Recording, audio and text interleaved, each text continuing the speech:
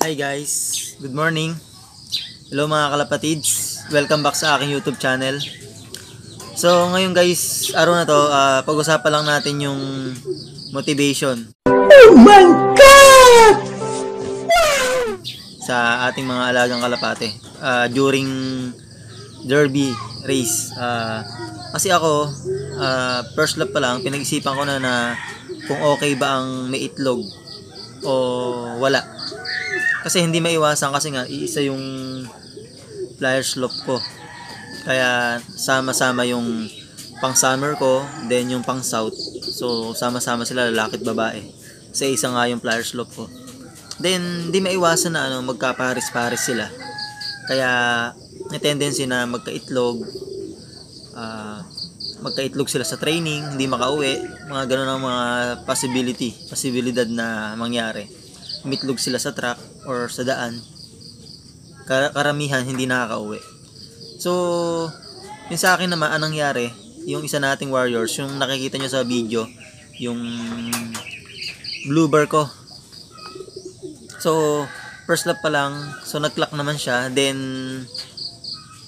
sa ragay, doon pala, iitlog na siya. So, hindi siya nakauwi, na-cut off siya. Kinabukasan umuwi. So, naisip ko, palitan ko ng dummy egg yung tunay niyang itlog. So yung tunay niya na itlog inilipat ko sa breeders ko para mahalimhiman pa rin. So yung dummy egg, yun ang inahalimhiman niya para yung isip lang niya magtuon na pansin na meron siyang itlog na nasa flyer slope na uuwian niya para maging motivation. Iniisip niya yon. Parang sa tao, di ba? Gago! Iniisip yung anak nila, iniisip yung asawa nila, yung baby nila. So, ganun din sa kalapate. So, ganun iniisip ko. So, nung second lap nga, na-cut off siya dahil umitlog nga, kinabukasan umuwi. So, nung naga na, ayun, nag-clock. Nag-1,000 yung speed niya. So, procedure niya, ganun pa rin yung system. Wala akong binago. Binago ko pala siya.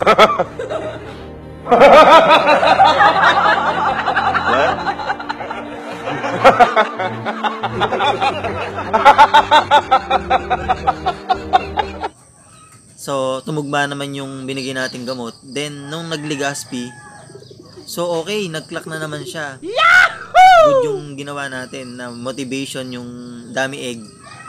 Tapos, yung gamot na binigay natin. And then, itong Sorsogon, so, loading na namin sa Friday. Then, linggo yung release nun. So, doon sa may breeders, tiningnan ko yung egg niyang tunay. So, mapipisa na. So, inilipat ko doon sa blue bar, yung tunay na umitlog talaga. Ayun, so, napisa na kaninang umaga nung paggising ko. So, sino naka-experience sa inyo na ganong pangyayari? Okay ba ang merong inakay, yung kapipisa? Magiging mainam ba uwi niya? Magiging maganda ba uwi niya? Mas magiging agresibo ba siyang umuwi pag meron siyang iniisip na inakay? So, ayun lang. Gusto ko lang i-share sa inyo. I-comment nyo sa baba kung na-experience nyo na yung ganon during race na malayuan. So, Sorsogon na tayo. Nasa 400 plus kilometer na dito sa location ko, San Leonardo, Nueva Ecija. So, i-comment nyo mga kalapatid sa baba kung na-experience nyo na. So, ito, tingnan natin yung egg para makita nyo. So, ito mga kalapatids. So, kapipisa lang niya kaninang umaga nung paggising ko. Ayan. Medyo may bloody. Ayan, blood. Ayan, napisa siya. Kasi yung isang itlog niya talaga is hiniwalay ko na. Kumbaga, nabasag kasi yung baka ako hindi na mapisa So, isa lang yung na-save natin. Nilagay ko nga sa breeders. Yung may mahalimhim doon. So, ayun. Nahalimhiman niya kahit na ganun. Ayan. So, gusto ko lang malaman kung okay ba ang may inakay during races, derby. So, ayan mga kalapatids. Pipisa lang niya. So, tingnan natin doon sa flyer slope ko. Tingnan natin. Ito mga kalapatids. Tingnan natin. So, kung nakikita nyo ay inakay niya. Maliit pa siya talaga. Ayan, kapipisa lang. Ayan. So, meron pang isang dummy egg andun sa ilalim. Para iniisip pa rin niya, mapipisa. Para maganda motivation natin sa linggo. May iniisip siya na inakay. Ayan. So, sino nga, tanong ko sa inyo mga kalapatid, sino sa inyo ang naka-experience ng ganyang pangyayari? Sa inyong pagkakarera, na-experience nyo na ba yung ganyan na meron silang egg, meron silang katipisang inakay? Okay bang umuwi ang ating mga kalapate pagka meron silang iniisip na egg or sisiw na katipisa? So, ayan. Alright. Ayan, diga. Bali, sorsogon na kami. Ayan. Alright. Okay.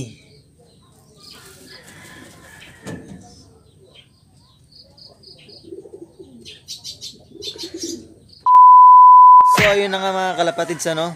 Tingnan natin sa linggo kung okay ba ang merong iniisip siyang itlog or inakay. Tingnan natin kung maaga siyang uuwi, kung okay bang motivation talaga ang may itlog or merong inakay sa races. Lalo na malayuan na, 400 plus kilometer na dito sa location ko.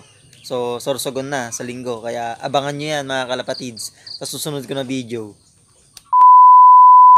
Okay mga kalapatids, so batiin muna natin ang mga nagpapabate. Shoutout nga pala kay Good Samaritan, I Know Jesus Christ. Hello po sa inyo. Kay Gamer from YouTube, YT. Kay Luigi Trops. Kay Regan Aquino. Sebastian Ching. Kay Mark Riley Rivera. Kay Randy Dimaano. Kay Firebird Love. Kay Roque Alejo Vlog.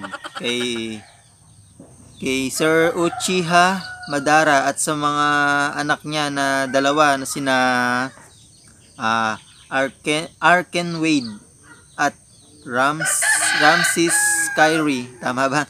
Kay Ray Anthony Absalon, kay Jerwin Baring, Aris Daliposa, kay Glenn Abing, kay Mobile Legends, kay Ralph Jimenez, kay Danry De La Rosa, John Paul Tarang, Sunny Boy Mariano, Meliton Maverick, kay Angelo Di Mayuga, Aaron Montero, kay Ibes o Ibs San Jose, kay Ken Love, Mark Jan Gadiana, kay Mark Agpalo, at kay Arnolfo Balderey, at kay Justin Mejia, Andre Ayunon, Jomar Bugay, Ace Aniban, Dave Lumerio, Yasay Cobiville, Russell Kabigaw, kay Romel Serami, at kay Arthur